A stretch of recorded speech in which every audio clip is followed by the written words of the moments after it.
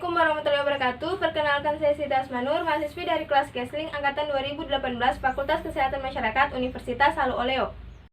Baik, di sini saya akan membahas sebuah jurnal yang berjudul Kualitas Bakteriologis Udara dalam Ruang Perawatan VIP Anak Rumah Sakit Umum Daerah Haji Pajonga, Daengale, Kabupaten Takalar. Pada bagian pendahuluan dijelaskan bahwa salah satu sarana kesehatan yang memberikan pelayanan kesehatan untuk mempercepat peningkatan derajat kesehatan adalah rumah sakit. Selain sebagai sarana pelayanan kesehatan yang bersifat penyembuhan dan pemulihan bagi penderita, rumah sakit juga merupakan tempat berkumpulnya orang sakit maupun orang sehat, sehingga dapat menjadi tempat penularan suatu penyakit dan memungkinkan terjadinya pencemaran lingkungan dan gangguan kesehatan bagi orang-orang yang berada di dalam rumah sakit itu sendiri.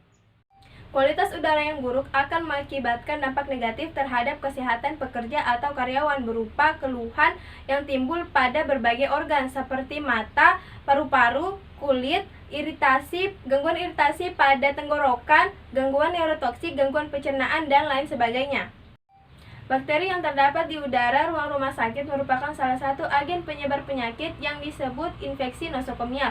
Penyebaran infeksi nosokomial ini dapat terjadi pada orang sakit ke orang sakit maupun orang sakit ke orang sehat melalui transmisi udara yang ada di rumah sakit, seperti pada ruang pembedahan atau operasi, ruang rawat darurat, instalasi rawat jalan, dan ruang rawat inap.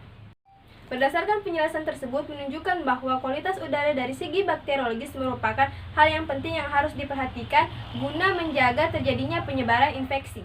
Penelitian ini merupakan penelitian kualitatif yang menggunakan metode purposive sampling yang dilakukan pada bulan Januari tahun 2016.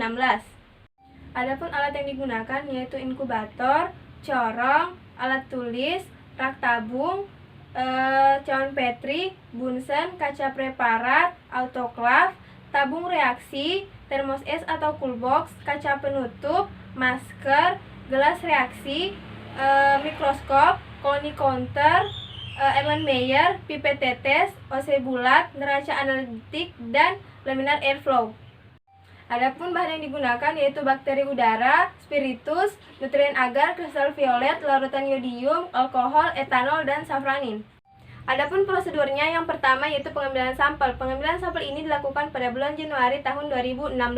Cawan Petri yang telah berisi media nutrien agar kemudian diletakkan dan dibuka selama 30 menit di dalam rumah sakit pada titik ruangan VIP Asoka 1A, 2A, dan 3A. Dalam satu ruangan diletakkan 5 cawan Petri. Kemudian cawan Petrinya ditutup, kemudian dimasukkan ke dalam coolbox selama perjalanan menuju laboratorium.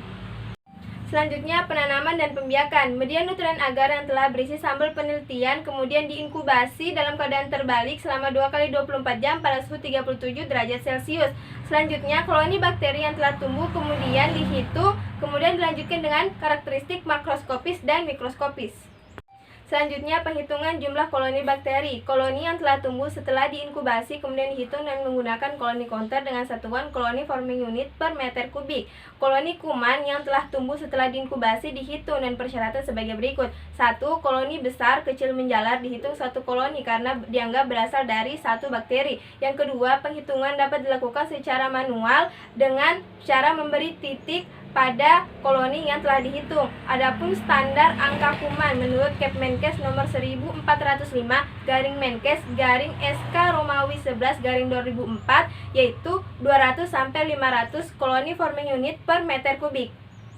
Selanjutnya, pemurnian isolat. Setelah bakteri tumbuh pada media nutrien agar, kemudian diinokulasi ke medium nutrien agar dengan metode gores dan kemudian diinkubasi kembali selama 2 kali 24 jam pada suhu 37 derajat Celcius. Selanjutnya, pengamatan makroskopis dan mikroskopis. Setelah dilakukan perhitungan terhadap jumlah koloni bakteri dan diinkubasi dari media nutrien agar, dilakukan identifikasi secara makroskopis terhadap bentuk, ukuran, warna, permukaan, dan tipe koloni mikroorganisme yang tumbuh. Koloni yang memiliki bentuk dan ciri yang berbeda kemudian diambil dan dilakukan pewarnaan gram. Adapun kesimpulan yang diperoleh, yang pertama, berdasarkan hasil penelitian di ruang VIP Asoka kelas 1A, 2A, dan 3A, Rumah Sakit Umum Daerah Haji Pajonga, Daengale, Kabupaten Takalar, diketahui ruangan tersebut tidak memenuhi syarat kualitas udara yang sehat berdasarkan jumlah koloni yang diperoleh.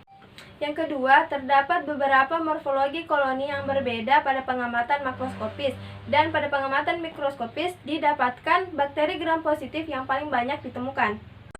Demikianlah tadi penjelasan saya mengenai jurnal yang berjudul Kualitas Bakteriologis Udara dalam Ruang Perawatan VIP Anak Rumah Sakit Umum Daerah Haji Pajonga Daeng Ngale Kabupaten Takalar. Wabillahi taufiq wal hidayah. Wassalamualaikum warahmatullahi wabarakatuh.